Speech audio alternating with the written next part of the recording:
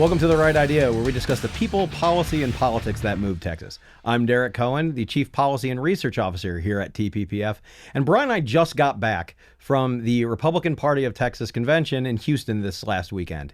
And we got to talk to a whole bunch of people. We got to talk to lawmakers. We got to talk to activists. I didn't get to talk to the elephant, unfortunately, but altogether, we ended up stitching together about 6 hours worth of podcast material. Now, rather than putting that all together and putting that out on the internet, what we're going to do is we're actually going to stitch that together by topic matter. And this is what we're bringing you here today. We are bringing you the first of a series of these conversations that we had at the Republican Party convention. And starting off first, we'll be discussing some of the fracas around the 765 lines that you may have seen in the news. And to join us, we actually have our campaign director of our Life Powered campaign, Carson Clayton. Carson, thank you for being here. Oh, glad to be here. It's about time. It's about Been time. Waiting. Exactly. We had to wait till the mustache fully grew out before we brought you on. But give us a 30,000-foot view of this issue that we're discussing here about these 765 lines. Yeah, so the 765 kV lines, some people call it the 765 transmission backbone, the 765 step, which is the strategic transmission expansion plan. All of it means the same thing. There is a plan to build massive transmission across the state of Texas, $33 billion worth of transmission, all kind of aimed towards initially reliability issues within the Permian Basin, but now that's expanded. This project expanded across the entire state. So major implications for our energy market, major implications for Texas ratepayers, and major implications for Texas landowners, considering where these go through the middle of the state, some of the most pristine, beautiful land in the state of Texas, which are going to have some of the biggest transmission lines that we've built in this country running right through the middle of them. That's interesting you mentioned that. Do we have 765 lines going through Texas right now? Not in Texas. I think there's some up in the Northwest somewhere, but they're very rare in this country. Do not exist in this state. There are plans to build some out in New Mexico through SPP. MISO's planning on building some through Oklahoma. So there are some plans for 765 lines elsewhere in the United States, but none exist here in the state so far. Primarily, our high voltage lines are 345 kilovolt lines. Well, that's interesting. So you mentioned bringing power to the Permian Basin. We were able to talk to Senator Sparks about this here at the convention. I believe we have a clip. Let's take a look. I mean, one of the problems is that this project, which, by the way, was not actually specifically authorized by the legislature. This came out of a study bill that was passed 2 sessions ago, but it's really being fast-tracked and really at the expense of a lot of private landowners. That's part of the concern. So the idea is that the oil and gas industry out in the Permian Basin is short on electricity. And therefore, their plan is to build 3 ultra high voltage lines from different points in central Texas out to the Permian Basin, different parts of the Permian. Mm-hmm. Each of these lines are 300 to 400 miles apiece. And at their estimation, tens of billions of dollars. And that's assuming they come in, at budget. Right. Why would we need to bring electricity in to the most energy rich region in the lower 48 states? You're bringing sand to the beach at that point. That's exactly right. And so I think Senator Sparks makes a very good point on that, in that the Permian Basin undisputably is one of the most energy rich parts, not only of the state, but of the country. I mean, arguably the top 5 in the world. Why are we talking about taking power from elsewhere and getting it down to a place where, no one's disputing that there may be a need, or there might be a need in the future. We can talk about data centers a whole separate time. But why are we moving electrons around rather than just producing it locally? So what the Permian Basin is experiencing when it comes to generation resources is exactly what the state of Texas as a whole is experiencing when it comes to generation. We are massively overinvesting in intermittent resources, wind, solar, and battery storage. That's primarily what we've been building. But a grid needs reliable, dispatchable generation, and that has been built out so much in the last few years. As an example, I mean, since Winter Storm Uri, over the last 5 years, we've built 30 gigawatts of batteries. We've built 30 gigawatts of solar, 15 gigawatts of batteries, I think about 11 gigawatts of wind, only 3 gigawatts of natural gas. That's what we've built over the past 5 years. And that's an issue. A system needs reliable, dispatchable generation to actually operate. And we've been building not enough of that in the state. That's especially the case in the Permian Basin. They got an incredible amount of wind and solar, but load is increasing out there. Some of it from oil and gas, some of it just typical, some residential load and other industrial loads. But when the wind's not blowing, when the sun's not shining, they're having an issue meeting that demand. So that was the genesis of all of this. First, to increase transmission in that region so we can get the resources that do exist to the loads that need it. From where? So ideally, the original plan was using the resources within the Permian. Now, we can get into the kind of the ERCOT studies and what the load looks like. We'll get there. Yeah. But that was the original intention. This is an issue that's been going on for a few years. We agree that the Permian Basin, that region, needs transmission upgrades so that all the available resources that are out there can be utilized when they're needed. So everyone agrees on that. What changed is the forecasted demand in that region, and it got forecasted to the extent that regional upgrades alone would not meet that demand. You have to bring that power in from somewhere else. So that's where we got a regional plan turned into a statewide plan. We got these 3 import and export lines running across the state. Well, I want you to draw a distinction for the listeners on that. What is the difference between, I mean, obviously we know the difference between a region and a state. What is the difference between a regional upgrade scheme and then something like STEP? So the difference, a regional update, which is what the House Bill 5066 was originally meant to do, would be to update the transmission there in the Permian using the generation resources there in the Permian, expand that transmission so that there's more opportunity for load to hook up to that. Right? The resources in the Permian are not adequate to serve the load. We have lots of wind and solar out there. We have very little natural gas. So the need during natural gas power generation. Exactly. I think they have plenty of natural gas. Plenty of the gas, but very little natural gas generation. So the load that needs to be served at nighttime and when the sun's not blowing, that electricity has to come from outside the region because the region does not have the reliable dispatchable resources to serve that load. So the plan presumably is to bring that in from the eastern half of the state rather than what would be the common sense solution to build some more reliable dispatchable generation right there in the region where it's needed. Well, that brings up a really good question. And I want to talk to you a little bit about market reform because, one of the things that we talked to several folks, Senator Sparks being one,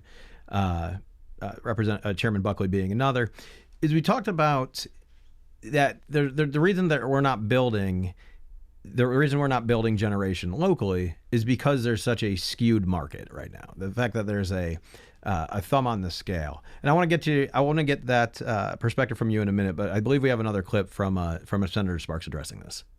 Without some market reform to ERCOT, we can't get anybody to build baseload electricity generation. We've been in this position now for 25 years since we deregulated the market, and about the same time we began to see what they call green energy projects, wind, now solar, all subsidized by the federal government.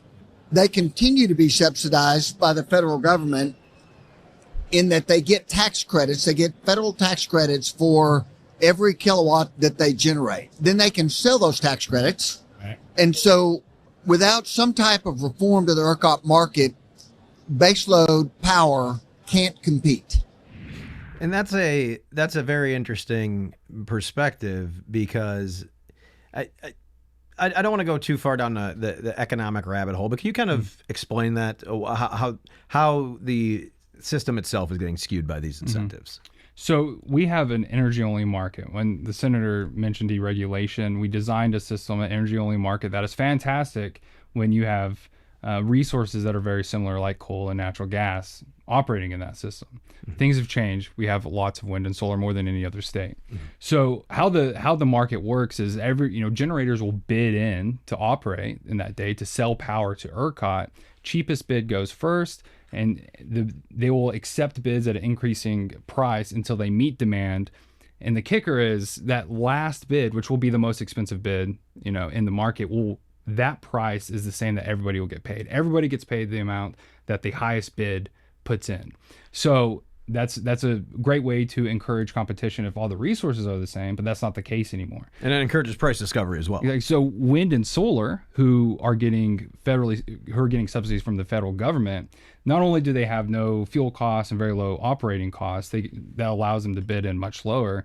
They receive subsidies just for operating, so they actually often will bid negative into the market. So not just bidding very low, but paying to get in there. And a natural gas plant or a coal plant, or we can't even mention a nuclear plant that wants to build in this state, they can't operate. They can't compete with that at all. People bidding negative. And so we're going to take all the cheapest power that we can into the market, but they're all going to get paid the same as a natural gas generator will. So the reliability that natural gas, that coal, that nuclear provide to the system, that's not valued properly in the current energy-only market. So you're saying that we're not actually pricing reliability in, and so when we're not actually having any sort of price discovery mechanism on that reliability, we're basically just left to, hope it shows up. Exactly. We were treating wind and solar as if they're providing the exact same thing, the exact same capabilities and characteristics that natural gas, coal, or nuclear would.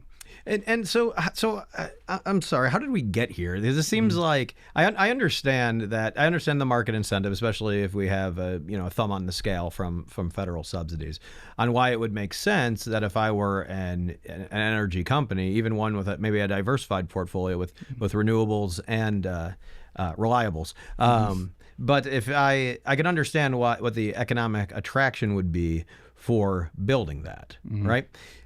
How did we get into a place where now we're trying to basically, patch the back door with these transmission lines because of a or building decisions that have happened, hundreds of miles away? Well, there's lots of reasons it's easier to build wind and solar. Obviously, you get money from the federal government, much quicker to build. Texas is a very business-friendly state, right? So this is why a lot of these companies come here to actually build it. But a big aspect in this has got to be that's got to be mentioned is ESG criteria, climate goals, and things like that. So there's some wind and solar that gets built onto the grid to supply power to the market, but an incredible amount of it is being built so that the renewable energy credits and that sort of thing can be sold to other companies who want to claim that they are 50% green, 100% green. If you're seeing a company or a product that says this is 100% renewable powered, well, it's because they're buying those certificates from a wind and solar generator somewhere, probably in Texas.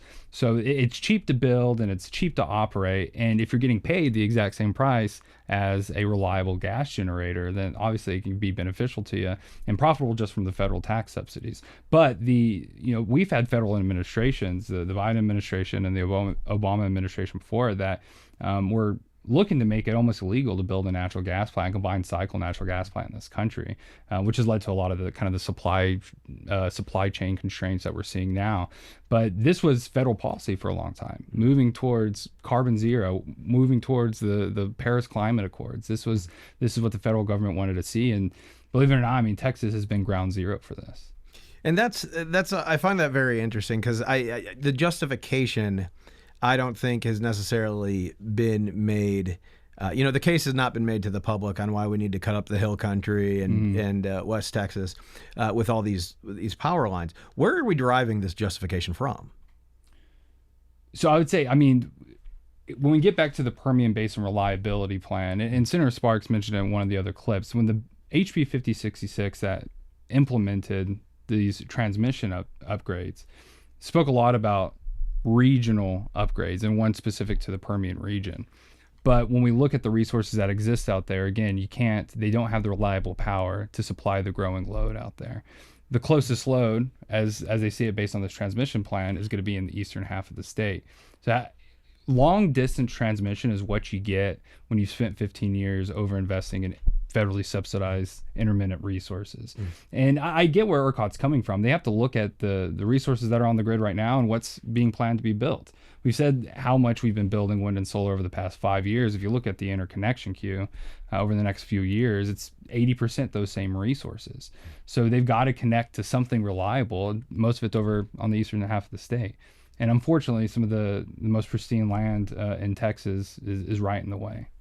And so, obviously, I think you made a compelling case that, at the very least, we need to, we can talk about the studies that justify the bills, because I know there's controversy there too. But at the very least, I think that what we've heard from the legislators, what I'm hearing from you, is that we need to basically take a second look at these particular lines. We talked to Chairman Buckley about this as well. He brought up a very good point that we actually need to probably pause this and completely reevaluate it from a legislative perspective so that we actually have state lawmaker input on this. I believe we have a clip.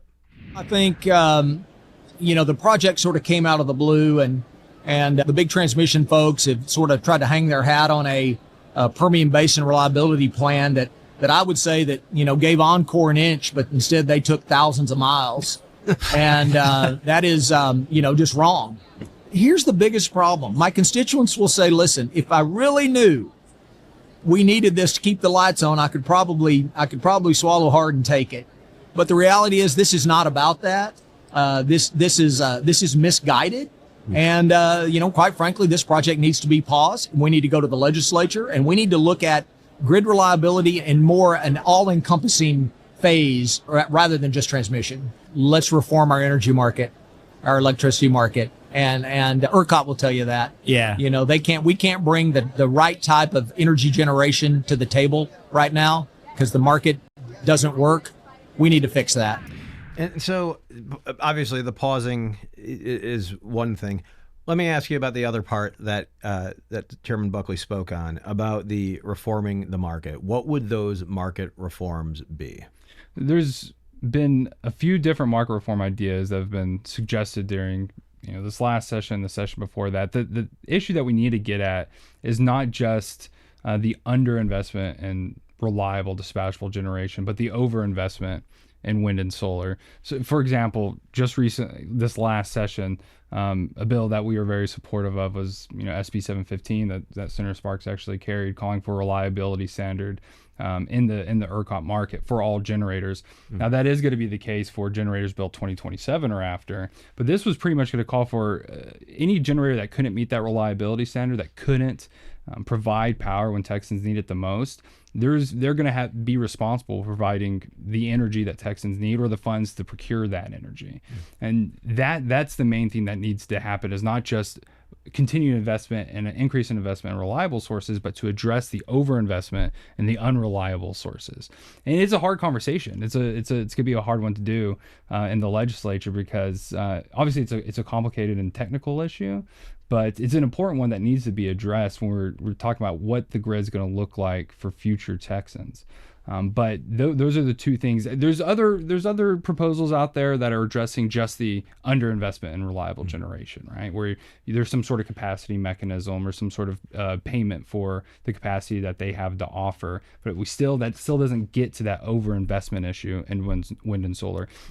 As of now, it looks like next month the federal energy credits should be expiring. Those could come back. They've been taken out, and they've come back before, so we can't necessarily count on that. But hopefully that should make a difference here and make sure they're competing on a little bit more of a level playing field. But I think we're primed for that coming into session. Like he mentions, Paul Vegas, who runs ERCOT, he's mentioned this in committee. So has Chairman Gleason. They've both addressed the need for looking at the reliability of our grid and making sure the reliable generators are actually encouraged to build more here in the system. So I think we're primed for it this next session. And this 765 issue is really bringing a lot more attention to the Texas grid than I think we've seen over the last few years. And that's a really good point, because the R in ERCOT doesn't stand for renewable, at least not to my understanding.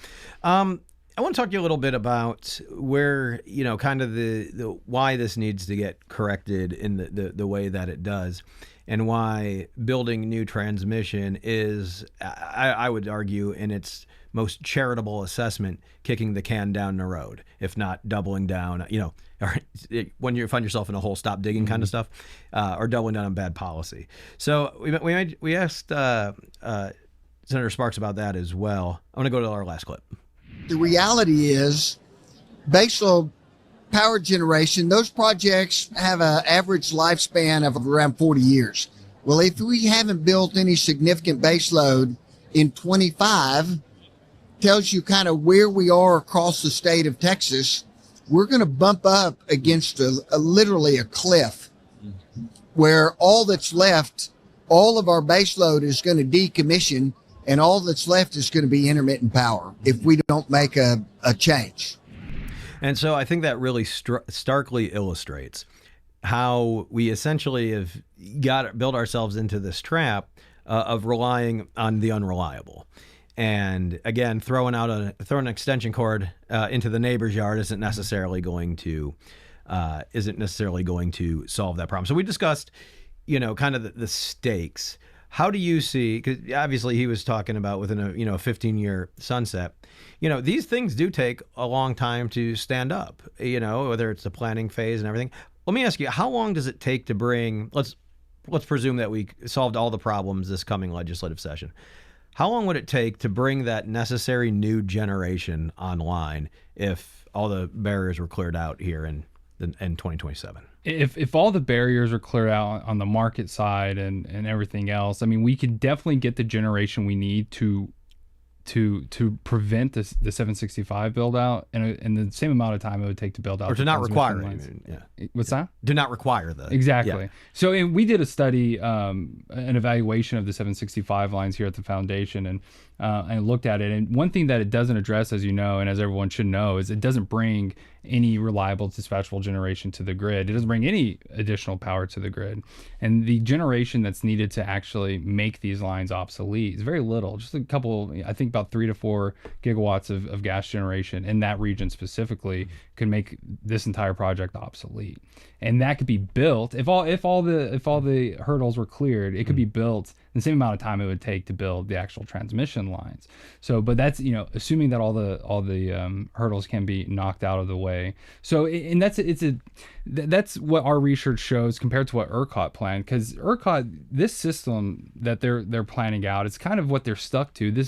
It's not a necessity, it's an option, but it is a necessity if your plan is to continue over investing in intermittent resources. Now, the other option is to get some more reliable resources on the grid, which makes it unnecessary. And that's what our modeling shows. We're not saying like, our modeling doesn't show don't build any wind, don't build any solar. I'm going to still build lots of wind and lots of solar. But if you allow a little bit more natural gas to be built, then you don't need this $33 billion Band-Aid that's trying to shuffle energy from one side of the state to the other. Not just, import electricity to the west, but export some of that excess wind and solar out to the east. So it is just an option. It's not a necessity as some are selling it to be. But it's really that's not a change ERCOT can make. That's up to the legislature to make those market reforms to allow the generation that we need to be built in the state. Well, thank you, Carson. You definitely have given us a lot to think about here, and I appreciate you taking your time coming in and helping us unpack some of these dense discussions that we had at RPT, and that I'm pretty sure that we'll be having as the state moves forward. I also like to thank you for tuning into The Right Idea. As in the immortal words of Sam Houston, do good, risk the consequences. Thank you.